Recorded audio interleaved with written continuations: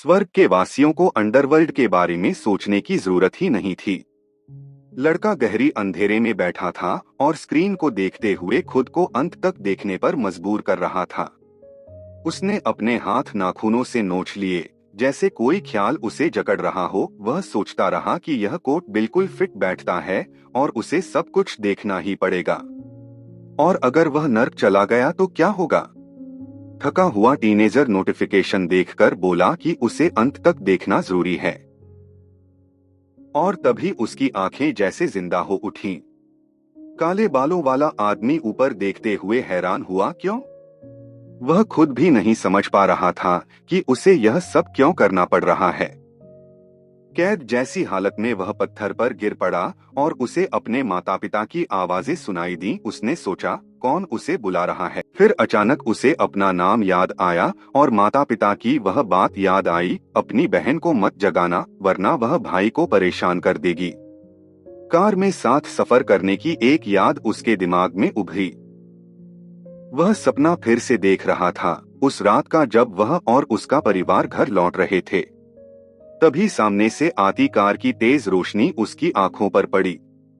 वह खड़ा हुआ और उसके पास एक किताब पड़ी थी। उसने सोचा कि कितना समय बीत गया होगा, और जब वह जागा तो वह अकेला था। यहाँ जागने के बाद सालों गुजर चुके थे। किताब हाथ में लेकर उसने सोचा कि शायद उसे divine martial art of cultivation की उत्पत्ति दी गई है। उसने किताब खोली और पढ़ने लगा, थकान के साथ उस मैसेज के बारे में सोचते हुए जिसमें लिखा था, अगर घर लौटना है तो अंत तक देखना होगा। उसने सोचा कि अगर वह सब कुछ पूरा कर ले तो वह अपने परिवार की गोद में लौट पाएगा। लेकिन फिर उसे लगा कि अब वह ट्रेनिंग पूरी नहीं कर पाएगा। अचानक एक नोटिफिकेशन आया, कॉन्ग्रेचुलेशंस, ट्रेनिंग कंप्लीट। यह देखकर वह बेहद एक्साइटेड और शॉक्ड हो गया। पत्थर हिलने लगे, धूल उड़ने लगी। लड़के ने रोशनी की ओर आंसुओं भरी आंखों से देखा और सोचा कि उसने क्या कर दिया। एक आंसू उसके गाल से फिसल गया। उसे लगा कि अब सब जल्द खत्म होगा और उसका परिवार जल्द उसके सामने होगा। जैसे ही वह दरवाजा खुला, हीरो घुटनों पर गिर पड़ा और समझ गया कि जहां वह पहुंचा है वह दुनिया का अंत नहीं है, यह एक झूठ था। चट्टान के किनारे खड़ा होकर और महल को देखते हुए उसने महसूस किया कि यह तो सिर्फ शुरुआत है। टीनेजर घुटनों पर गिरकर जमीन पर हाथ मारते हुए बोला, क्या पहले का यातना कम नहीं थी? उसने मुट्ठी भींची और कहा कि वह 10 साल से यह सब कर रहा है। वह सोचने लगा कि दुनिया का अंत देखने के लिए उसे और क्या करना पड़ेगा। तभी पीछे से किसी ने पुकारा और वह चौंक गया। उसके पीछे लाल सिरपोश पहने एक आदमी खड़ा था। उसने पूछा कि उसने क्या पहन रखा है। फिर उसने उसकी आवाज सुनी। वह नया आदमी अजीब सी मुस्कान के साथ बोला कि अगर उसने उसे जाने दिया तो उसका परिवार भूख से मर जाएगा। एक किसान ने खंजर निकाला और पूछा कि क्या वह उसके मांस का एक टुकड़ा काट सकता है। हीरो डर के मारे उसे देखता रह गया और चुप हो गया। खंजर खनक की आवाज के साथ जमीन पर गिर पड़ा। नौजवान धीरे धीरे लाश से दूर रेंग गया। उसकी आंखों में दहशत थी। उसने कहा, यह मेरी गलती नहीं है। उसके दिमाग में सैकड़ों ख्याल घूम रहे थे, क्या वह दोषी है? तभी एक और नोटिफिकेशन आया, एक्सटर्नल आर्ट का लेवल बढ़ गया। प्रोटैगनिस्ट खड़ा हुआ और बोला कि आदमी मर गया, लेकिन लेवल बढ़ गया। उसके चेहरे पर एक पागल सी मुस्कान फैल गई। उसने हाथ चेहरे पर रखे और जोर जोर से हंसने लगा। मैसेज देखकर शिनोन को तुरंत समझ आ गया कि उसे क्या करना है। उसने कल्टीवेशन बुक खोली और लेवल बढ़ाने लगा ताकि वह अपनी दुनिया में लौट सके। चारों ओर तलवारें गिरी हुई थीं और उसे मैक्सिमम लेवल तक पहुंचना था। अब उसके बाल लंबे हो चुके थे। वह खड़ा था, मुस्कुराते हुए, शिकार को छेड़ता हुआ। लाल कपड़ों वाला आदमी डर से कांपती आंखों के साथ उसकी ओर भाग रहा था और चिल्ला रहा था कि वह डीमोनिक कल्ट का लीडर है। लेकिन उस समय हीरो एम्परर्स सुप्रीम स्वॉर्ड बन चुका था।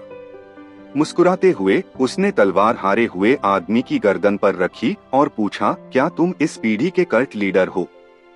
घुटनों पर बैठा आदमी डर के मारे उसकी उपाधि पुकारने लगा। तब प्रोटैगनिस्ट ने उंगलियां मोड़ी और कहा कि यह 8वीं पीढ़ी है, पहले 6ठी या 7वीं थी।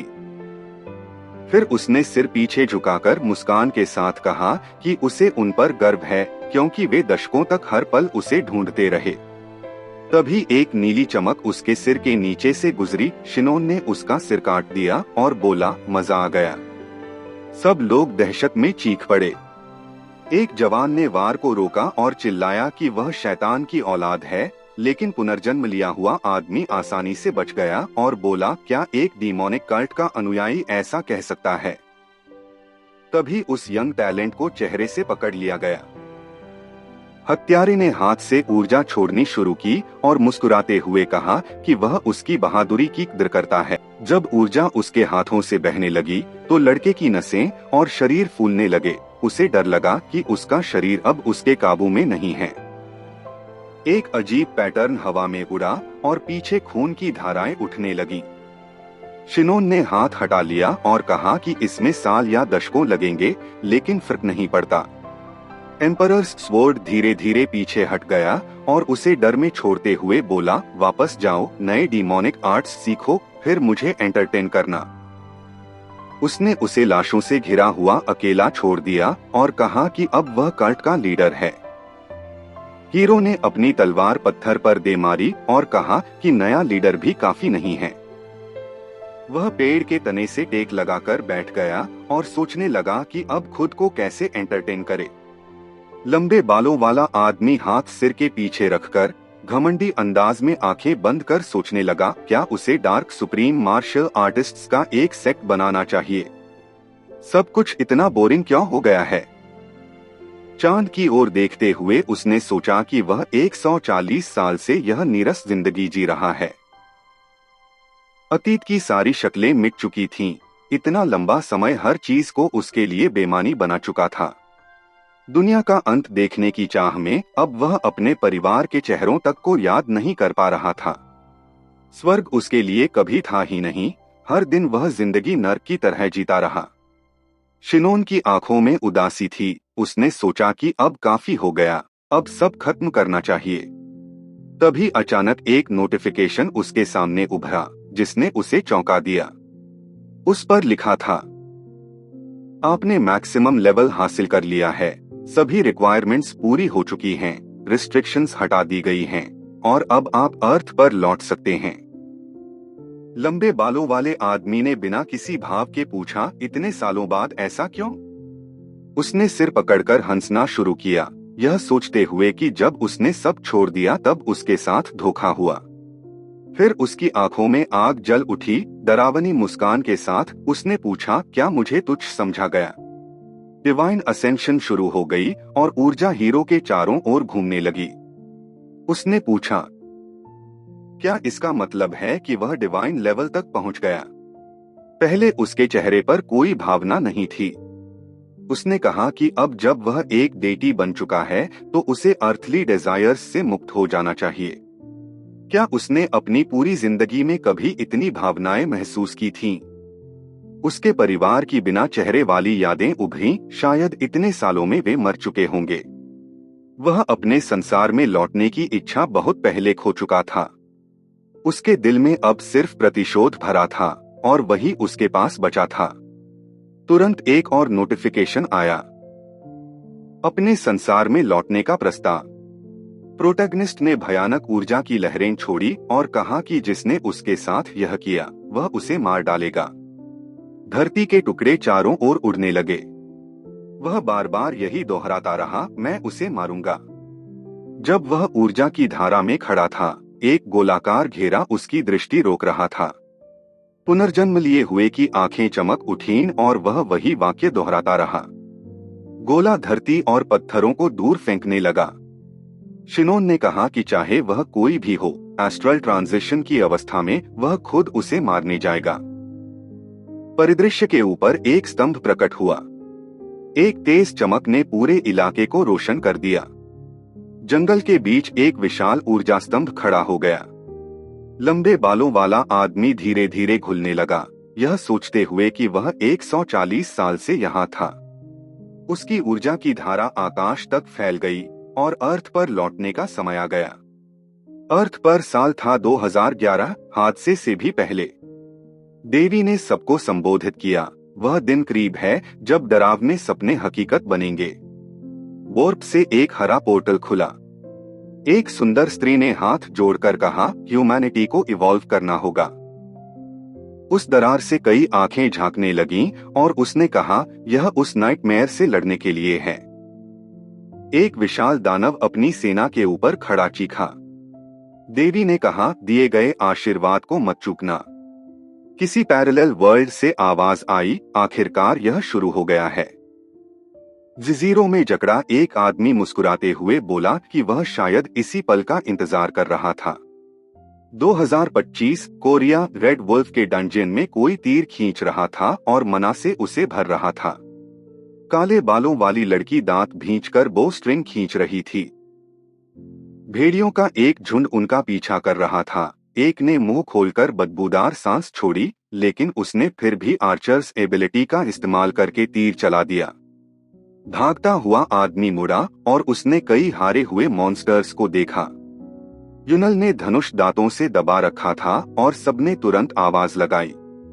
वो ऊपर से उतर कर आई और बोली कि अच्छा हुआ कि वह ज्यादा देर नहीं हुई, जल्दी निकलो।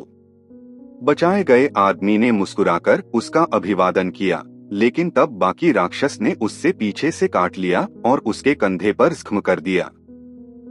कमांडर घूमकर चिल्लाया कि भागो, और वह आदमी थरथराते हुए जमीन पर गिर पड़ा। उसका हाथ कांप रहा था। पूरा स्क्वाड लगभग खत्म कर दिया गया था और कई लोग कराह रहे थे जब राक्षस उन पर टूट पड़े। काली बालों वाली लड़की ने अपने हाथ से चेहरे को ढक लिया और सोचा कि हालत बहुत खराब है, इन भेड़ों का अंत नजर नहीं आ रहा और उसका धनुष टूटने वाला था। वह क्रिएटर्स के पास जाएगी, तभी राक्षस उसकी ओर भागे। पर दूर से घास के सरसराने की आवाज आई। टीम का एक सदस्य जंगल में भागने लगा और सबको उनकी किस्मत पर छोड़कर चला गया। कमांडर ने उसे बुलाने की कोशिश की, पर उसने तुरंत देखा कि दुश्मन उसके पास आ रहे हैं और दांत कसकर उनसे बोला, अनोइंग स्काउंड्रेल्स, और तीर भरा। लड़की ने घृणा से उन पर देखा और सोचा, अगर ऐसा चलता रहा तो। भागने वाले ने मुंह बनाया और गालियां देते हुए सोचा कि वह बहुत लापरवाह था। अपने साथियों को जिनको जिंदा खाते जा रहे थे देखकर उसे समझ आया कि कमजोर लोगों की टीम में शामिल होना उसका मकसद नहीं था। अगर वह यहीं रुका तो वह भी उनकी तरह मर सकता था। तभी उसके सामने ऊर्जा की एक लहर आई और उस आदमी ने सोचा कि किसी ने किया होगा, उसे जल्दी पहुंचना चाहिए। तीर तेजी से चला, नोक चमक रही थी और वह भगोड़ा के ठीक पास गिरा। वह मुड़ा और गाली दी, समझ नहीं पा रहा था कि किसने मारा, और देखा कि उसकी कमांडर वही थी। वह अपना कंधा पकड़े खड़ी थी और पागलपन भरी नफरत के साथ उस पर गालियां बरसाने लगी। उसने पूछा, वह कहाँ जा रहा है?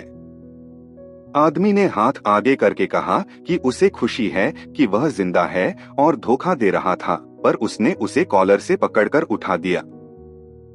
काली बालों वाली लड़की ने उसे नीचे गिराया और धमकी भरे लहजे में कहा कि उसने चेतावनी दी थी, यह मैदान खतरनाक है।